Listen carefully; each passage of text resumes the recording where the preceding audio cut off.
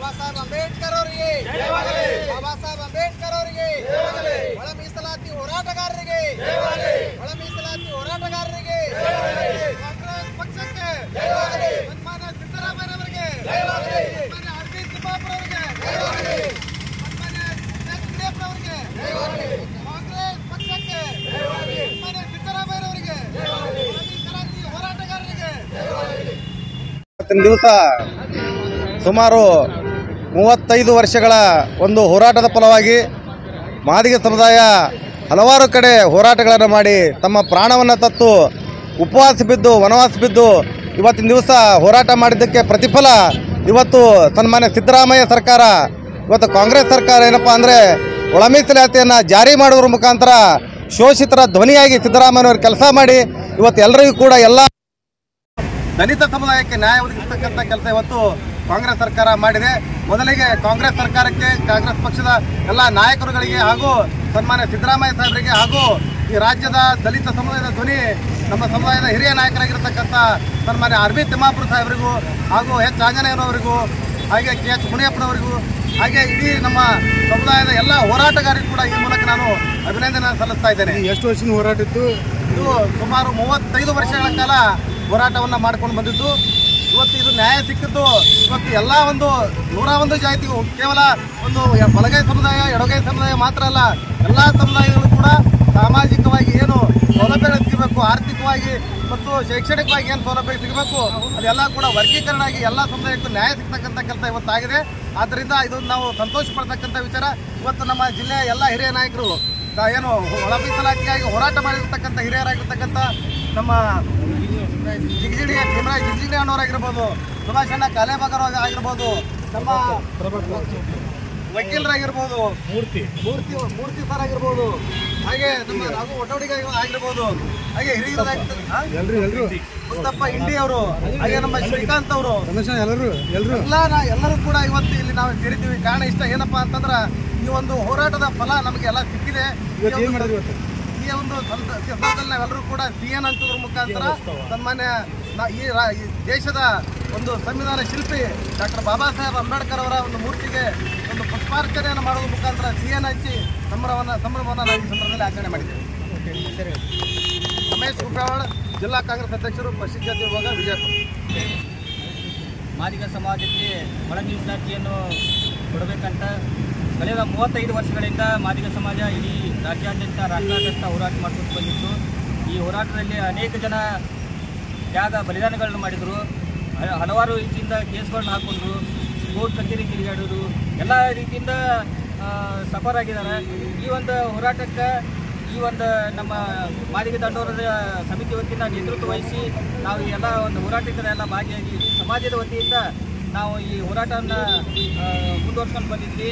ಅದೇ ರೀತಿಯಾಗಿ ಈ ಸರ್ಕಾರ ನಮ್ಮ ಮಾದಿಗರ ಒಂದು ಕೂಗನ್ನು ಕೇಳಿಕೊಂಡು ನ್ಯಾಯಮೂರ್ತಿ ಕೆ ಸದಾಶಿವ ಅವರ ಒಂದು ವರದಿಯರಾಗಿರ್ಬೋದು ಅಥವಾ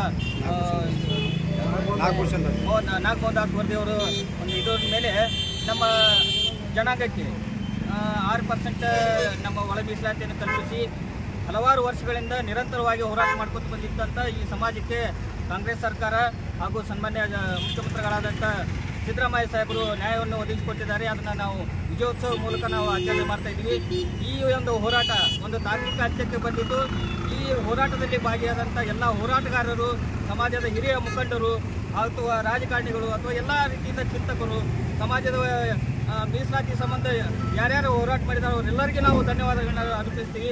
ಇದೇ ಒಂದು ಸಂದರ್ಭದಲ್ಲಿ ಈ ರಾಜ್ಯ ಸರ್ಕಾರಕ್ಕೆ ಹಾಗೂ ಸನ್ಮಾನ್ಯ ಮುಖ್ಯಮಂತ್ರಿಗಳು ಸಿದ್ದರಾಮಯ್ಯ ಸಾಹೇಬರು ಹಾಗೂ ಅರವಿಂದ್ ತಿಮ್ಮಾಪುರ ಸಾಹೇಬರು, ಎಚ್. ಆಂಜನೇಯ ಸಾಹೇಬರು, ಕೆ.ಎಚ್. ಮುನಿಯಪ್ಪ ಸಾಹೇಬರು ಅಥವಾ ಇನ್ನಿತರ ಎಲ್ಲ ನಮ್ಮ ಸಮಾಜದ ಶಾಸಕರು, ಮಂತ್ರಿಗಳು, ನಾಯಕರು ಎಲ್ಲರಿಗೂ ನಾವು ಈ ಸಮಾಜ ವತಿಯಿಂದ ಅವರಿಗೆ ಹೃತ್ಪೂರ್ವಕವಾದ ಧನ್ಯವಾದಗಳನ್ನ ಅರ್ಪಿಸ್ತೀವಿ.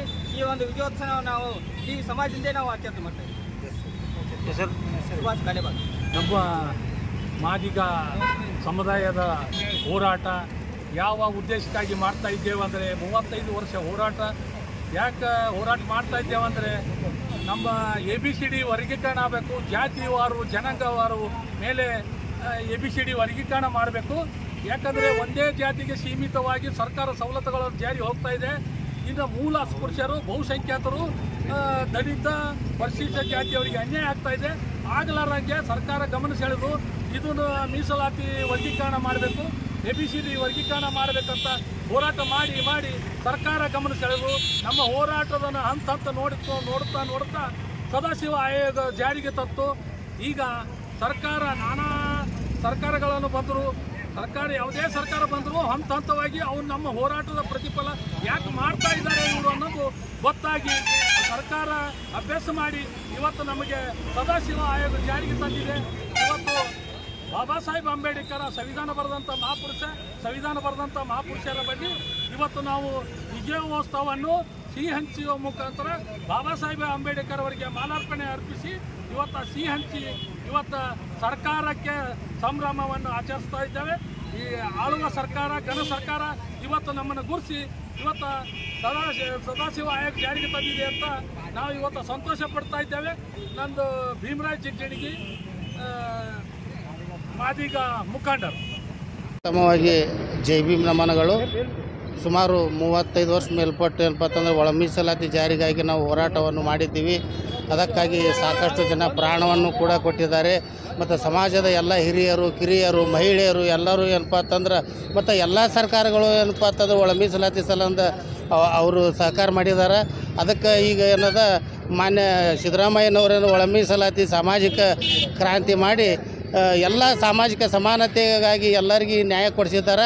ಅವರಿಗೆ ಸರ್ಕಾರಕ್ಕೆ ಧನ್ಯವಾದಗಳು ಹೇಳುತ್ತಾ ಎಲ್ಲ ಸಮಾಜದ ಬಂಧುಗಳಿಗೂ, ಹಿರಿಯರಿಗೂ ಮತ್ತು ಸರ್ಕಾರಕ್ಕೂ ಎಲ್ಲರಿಗೂ ಜೈ ಭೀಮ್ ವಂದನೆಗಳು. ಅದಕ್ಕೆ ಬಾಬಾ ಸಾಹೇಬರಿಗೆ ನಮನಗಳನ್ನು ಸಲ್ಲಿಸಿ ಸಿಹಿ ಹಂಚಿ ನಾವು ಇಂದು ಸಂಭ್ರಮಾಚರಣೆ ಆಚರಿಸಿದ್ದೇವೆ.